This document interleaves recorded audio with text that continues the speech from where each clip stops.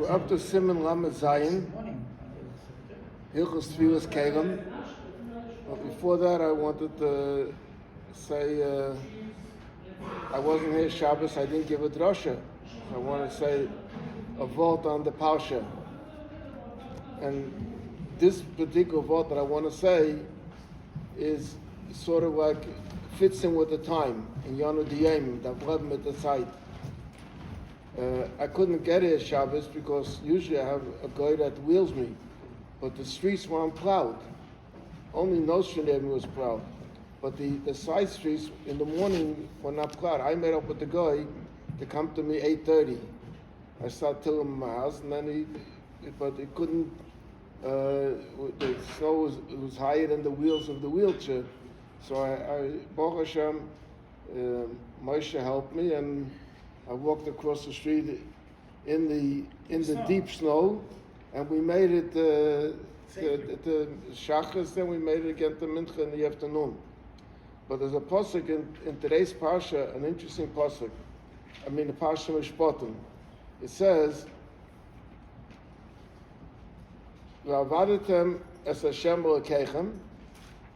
First, it talks about the one you can't lois shachar leheim, lois of them, that you shouldn't chas v'sholem worship their gods. Then it says, "V'avadatem es Hashem Elokeichem," and you should serve avadatem is like avodah shebelev that goes on tefillah, and uveirech es rachmecha v'esmemecha v'asiroise machom mikebecha. So they ask a question on this pasuk that l'chayre, the pasuk starts with a lashon rabbim and finishes with a lashon yachid. When you say v'avadatem is a lashon rabbim, v'avadatem is Hashem Elokeichem is lashon rabbim. Then it says uveirech es rachmecha. It doesn't say uveirech es rachmechem, ves meimechem, and v'asiroise machom mikem. No, it says a lashon yachid. So why is it? So they say an interesting thing, that this pasuk is talking about the importance of tefillah b'tzibur. That there's a difference between a yachid and a rabbim that daven. So if a yachid wants to give you a bench, the eighth is to daven with a minyan. The says to say, "V'avadatem is Hashem Elokeichem." There'll be a rabbim, lashon rabbim.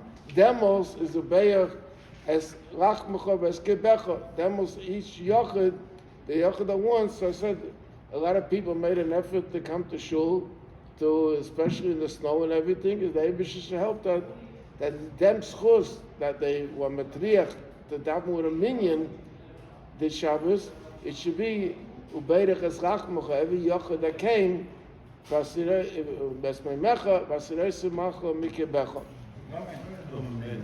Now, before we start this here, I want to make a little bit of a correction. Last Thursday, I went into whole detail about the eggs with the blood spot in the eggs. And I said that there's regular eggs and there's organic eggs. And I was under the impression that organic eggs are an egg that was produced from a hen and a rooster. That's the impression that I had. So I checked it out on the internet, and someone was ma'adim me that organic eggs today is lav dafka from a rooster and a hen. Organic eggs means that the food that they give the chicken is very careful with what he eats. But so the food that they give the chicken is organic food. And even these chickens that they advertise that they free roaming or free cage also just means that they give them more space. Like when you go today in the street and you come at the banker, they tell you have 6 feet distance, So there's more distance between the chickens that they're not crowded up.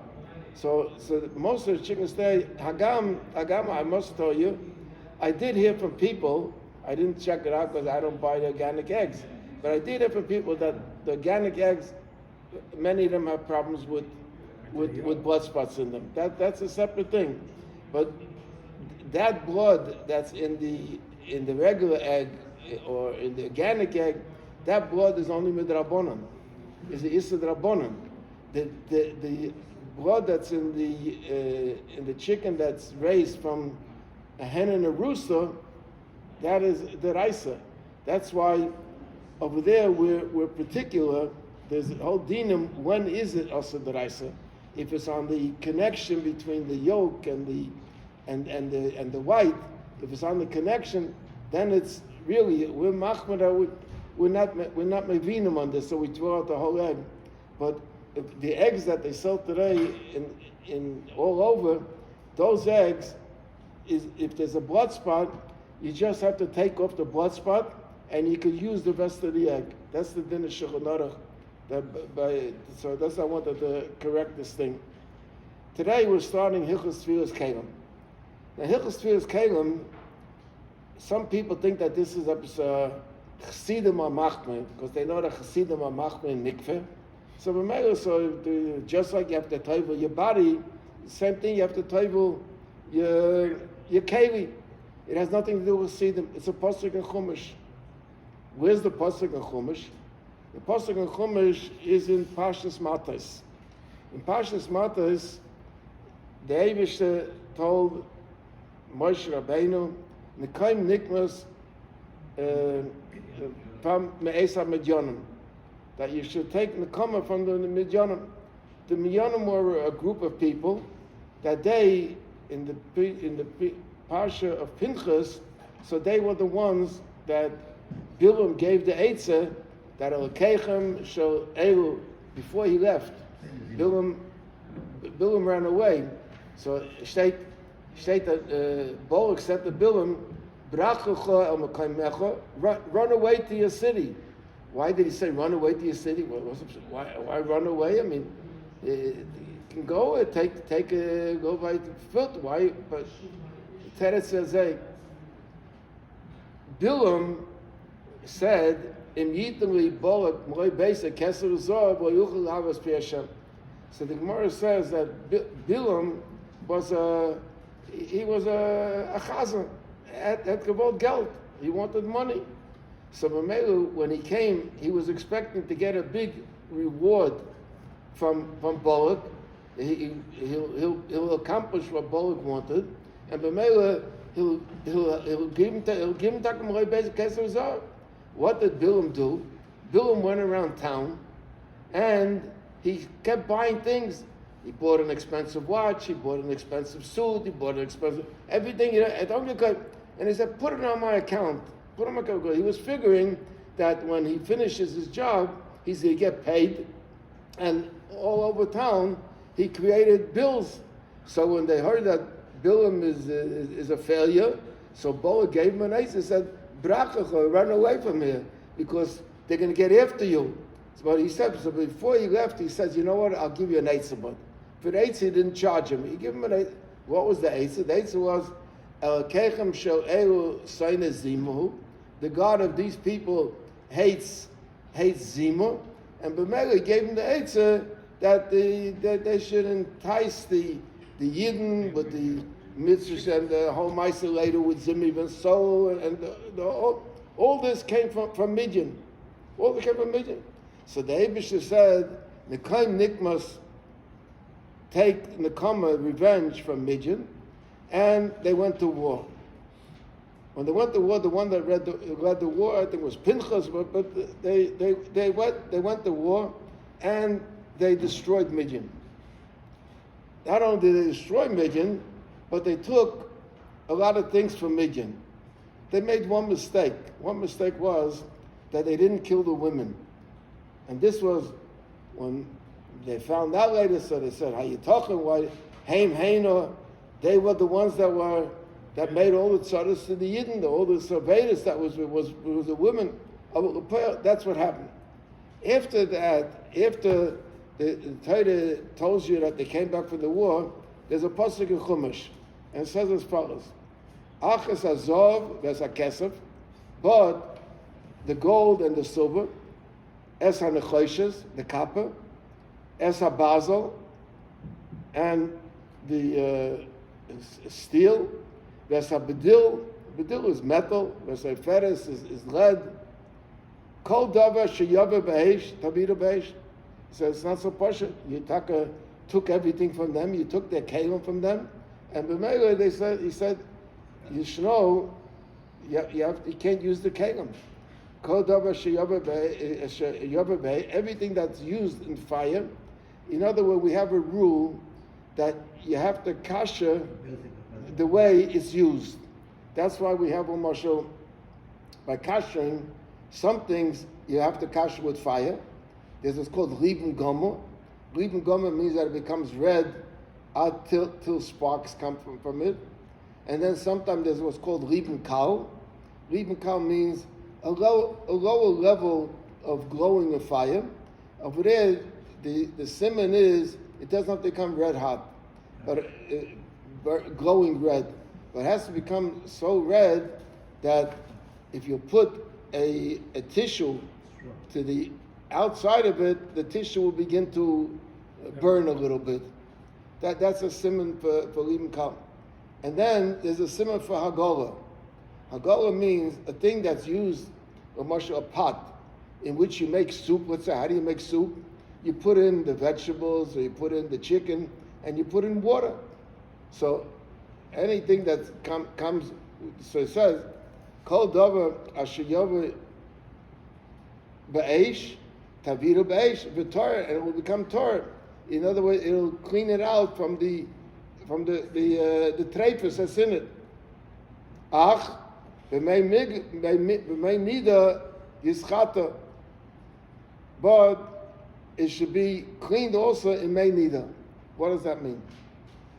That means to say that there's another din, that if you get a keli from a goy, where the goy keli that the goy used, we're not just talking about it manufactured or made by goy, but a keli that a goy used. Number one, the keli is streif. If the keli is streif, you have to kasher it. How do you kasher it? You kasher it with fire, if it's used in fire. And then there's also a din that you have to toivel it in the mikveh. Why do you have to toivel it in the mikveh? That's to bring it out from the reshus of the goy to the reshus of the yid. So Tevilas Keilim is a deraisa. Now, vet ashayla, what was vet with glazen a Keilim, glass Keilim? Glass Keilim is a tefillah midrabanan. Why is glass a tefillah midrabanan? And we'll learn in Shulchan Aruch, for example, we're going to learn that a wooden keli doesn't need tefillah. A kleicheres doesn't need tefillah. So why is glass more chomer? It doesn't say in the Torah schuchas. So just like it doesn't say in the Torah eitz, and you don't have to table eitz, it doesn't say in the Torah cheres, and you have to table cheres. Why do you have to table glass midrabanan? The answer is because it's compared to metal keilim. What's the inyan of a metal keilim? A metal keilim has a unique quality in it that is repairable. Today, if you get a hole in a keilim, for example, you'll throw out the keilim. People are not, but on Mol Gezeiten, people made patches on keilim. Like we learned in the Mishnah in Taras over there at the end, if the patch is on the inside, the patch is on the outside, the patch is on the bottom, the patch on top. People made patches. They would, with fire, they would take a piece of metal and put it, mold it to the keli, and like smolding it, and that's how they made a patch. Wood, you can't repair wood. If a wooden keli gets a hole in it, you can't repair it. So glass is repairable. If you go in a company, I once went, I forgot where it is, someplace upstate. There's, what's it called? I forgot the name, but there's a big glass company. I saw how they, with fire, they could melt the glass and they could repair the glass. So because glass is repairable, just like metal, so the Chacham said that you should also make a tefillah on it. Cheres, for example, is not repairable. If it breaks, It's not repairable. Wood is not repairable. That's why cheres or wood, there's no din of tefillah, and glass there is a din of tefillah. So that's the important thing to remember when we're learning the dinim of tefillas keilim. And glass you don't make a bracha, right? No, because it's only b'drabanan. Then there becomes a shayla. Well, I'll talk about it later. But there becomes a shayla. If you buy a marshal chinaware, Covered by glass. do you have to table it or not? A set of china. You have dishes. Do you have to table or not? What's the shayla? The shayla is because a lot of dishes are really cheres, but they're covered with glass. They're glazed. So that the shayla, if you have to table it or not. Why is it a shayla? Am all gezeiten, when they used to make dishes, the glaze was a heavy coating. Like you were able to peel off the glaze, so to say, and you have a keilim. It was like a keilim b'terech keilim. Today, the glaze is only a film. It's not there's nothing to it really. So it's so thin. So the question is that considered glazed or not? That's a separate shot. Okay, let's learn Chutz 1 to start the dinim of tefillas keilim. Halakei keilim hashayachim usudim mikai. If someone buys keilim that the keilim are connected with a meal, afilahin keilim chadashim, even if they're new keilim. In other words, if they're new keilim, so that means the guy didn't use it. If it's used, is a different problem.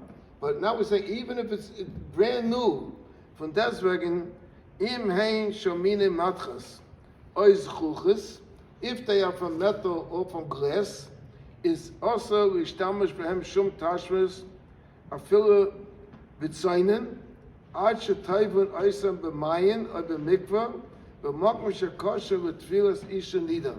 You have to have a kosher mikvah. It says to say, by a man, if he can't go to the mikveh, so there's an eitzah. I once spoke about this. According to many poskim, a shower can take the place of a mikveh. Why a shower can take the place of a mikveh?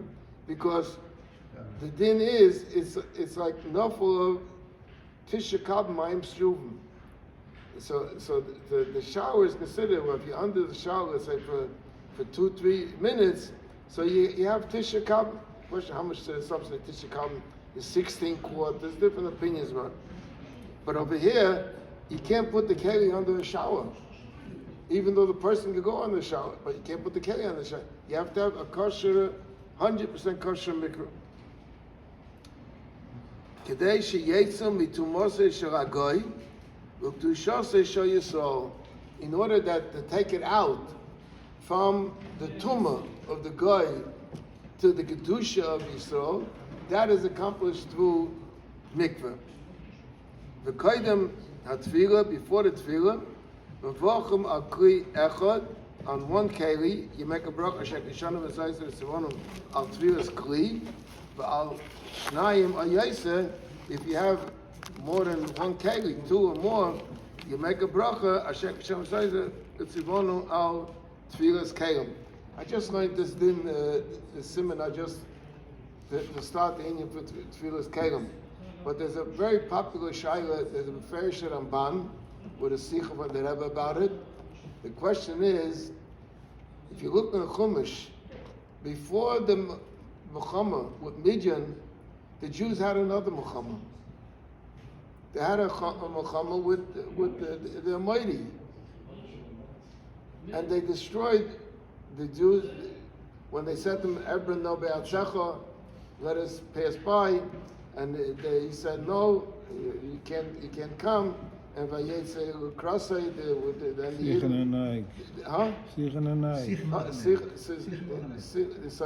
and over there, it doesn't say the whole din about Tevilas Keilim.